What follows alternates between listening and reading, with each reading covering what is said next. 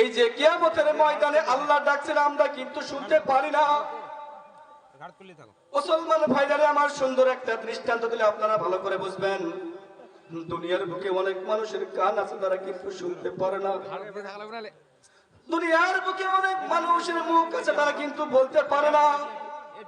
কাল কিয়ামতের ময়দানে আল্লাহ তাআলা ডাকবেন কিন্তু বান্দা শুনতে পারবে না। কি কারণে শুনতে পারবে না?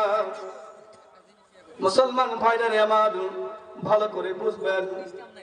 আল্লাহর পয়গম্বর তাদেরকে লক্ষ্য করে ডাক দিয়ে বললেন, উম্মতেরা রে, দেখি আমি তোমাদের জন্য আল্লাহ তাআলার দরবারে কোনো কিছু করতে পারি কিনা।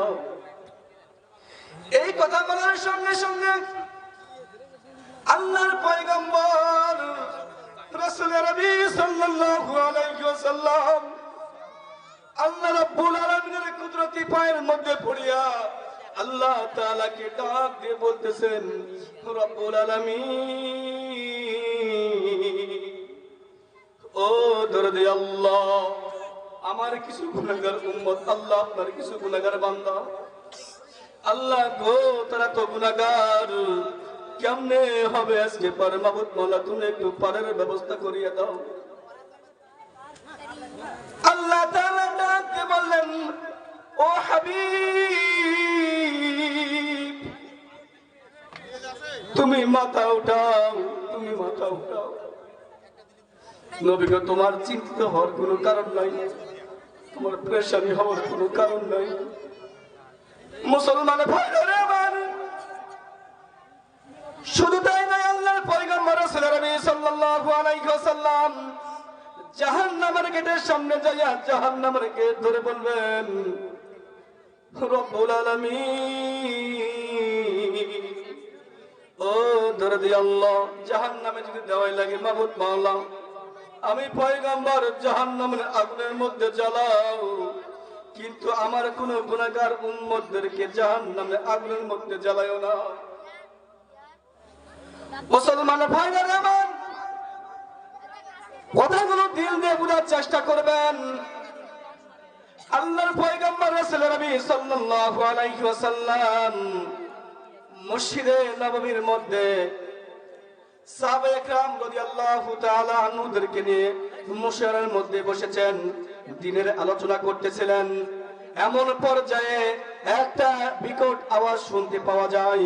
আল্লাহর পয়গম্বর বলেন, ও আমার সাহাবারা, তোমরা কি কোনো কিছু আওয়াজ শুনতে পেরেছো? আল্লাহর পয়গম্বর রাসূল নবী সাল্লাল্লাহু আলাইহি ওয়াসাল্লামের কথা শুনিয়া আল্লাহ রাসূলের সাহাবীরা বললেন, ইয়া রাসূলুল্লাহ, ইয়া হাবিবাল্লাহ, আমরা তো আওয়াজ শুনতে পেলাম, কিন্তু এটা কিসের আওয়াজ? আল্লাহর পয়গম্বর বললেন, এই আওয়াজটা কোথা থেকে আসলো তোমরা কি বলতে পারবা? সঙ্গে সঙ্গে সাহাবায়ে কেরাম রাদিয়াল্লাহু তাআলা আনহুরা বলতে লাগলেন, ইয়া রাসূলুল্লাহ, ইয়া হাবিবাল্লাহ, এই আওয়াজটা কোথায় থেকে আসলো একমাত্র আল্লাহ এবং আল্লাহর রাসূলই ভালো জানে। মুসলমান ভাইরা আমার, বুঝানোর জন্য আমি বলতেছি,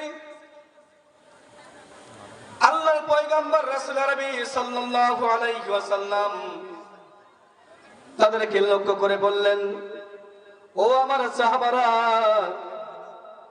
জাহান্নামের শেষে যায় পড়ে, যার কারণে একটা বিকট শব্দ শুনতে আমরা পেলাম। আসমান থেকে জমিনের মধ্যে যদি একটা পাথর নিক্ষেপ করা হয়, যদি সন্ধ্যার সময় নিক্ষেপ করা হয় জমিনের মধ্যে, সকালবেলায় জমিনের মধ্যে পাথরটা পড়ে যায়।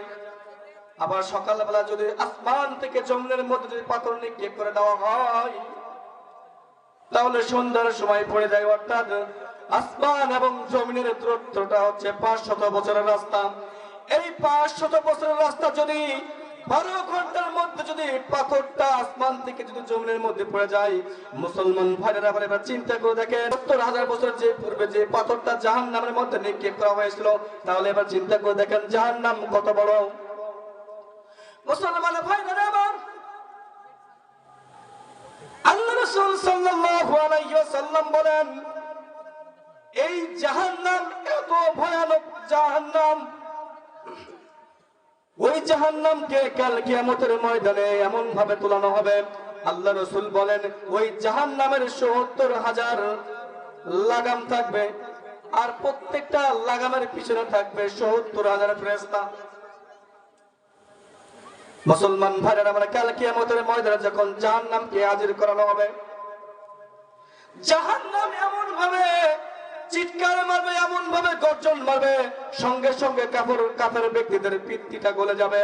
ও মুসলমান ভাইরা আমার, ভালো করে কথাগুলো দিল দিয়ে বোঝার চেষ্টা করবেন। এই জাহান্নাম অনেক ভয়ানক জাহান্নাম। এই জাহান্নামের মধ্যে তারা যাবে। আল্লাহ রাসূল বলেন ৯৯৯ জন কওমদেরকে জাহান্নামের মধ্যে নিক্ষেপ করা দেওয়া হবে। জাহান্নাম বলবে, আল্লাহ আরো আছে কি? আল্লাহ আমাকে আরো দাও, আমাকে আরো দাও। জাহান্নাম বলবে, আল্লাহ আরো আছে কি, আমাকে দাও। আল্লাহ রাব্বুল আলামিন কুদরতি পা জাহান্নামের মধ্যে রাখবে, সঙ্গে সঙ্গে জাহান্নাম বলবে, আল্লাহ আমি যথেষ্ট হয়ে গেছি। আল্লাহ রাসূল সাল্লাল্লাহু আলাইহি ওয়াসাল্লাম বলেন, জাহান্নাম আল্লাহ রাব্বুল আলামিনকে ডাক দিয়ে বলবেন, মাওলায়ে কারীম, ইয়া আল্লাহ, এই জাহান্নামের উত্তপ্ত গরম, প্রচন্ড গরমের কারণে এক অংশ অপর অংশের মধ্যে ঢুকে যাচ্ছে, আল্লাহ আমাকে নিঃশ্বাস দেওয়ার সুযোগটা দাও। আল্লাহ তাআলা জাহান্নামকে বলবে, ও জাহান্নাম, তুমি বছরে 2 বার নিঃশ্বাস নিবা। বলা হইতেছে যে এক গ্রীষ্মকালে, আরেকটা হচ্ছে শীতকালে। এই শীতকালে জাহান্নাম নিঃশ্বাসটা ভিতরে নেয়, আর গরমকালে জাহান্নাম নিঃশ্বাসটা বাইরে ফেলে। মুসলমান ভাইরা আমার, তাহলে চিন্তা করে দেখেন, আমরা এমন পর্যায়ে চলে এসেছি মুসলমান, আমরা এমন পর্যায়ে চলে এসেছি, জাহান্নামের ভয় আপনার আমার অন্তরের মধ্যে নাই, আল্লাহর ভয় আপনার আমার অন্তরের মধ্যে নাই, রাসূলের ভালোবাসা আপনার আমার অন্তরের মধ্যে নাই।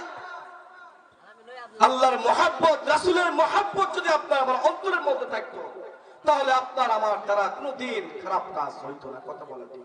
কাল কিয়ামতের ময়দানে রাসূল সাল্লাল্লাহু আলাইহি ওয়াসাল্লাম এমন ভাবে সুপারিশ করবেন যে রাসূল শুদ্ধে জাহান্নামের গেটের সামনে যাবেন, জাহান্নামের গেট ধরে বলবেন, আল্লাহ আমাকে জাহান্নামের আগুনের মধ্যে জ্বালাও, কিন্তু আমার কোন গুনাহগার উম্মতদেরকে জাহান্নামের আগুনের মধ্যে জ্বালায় না।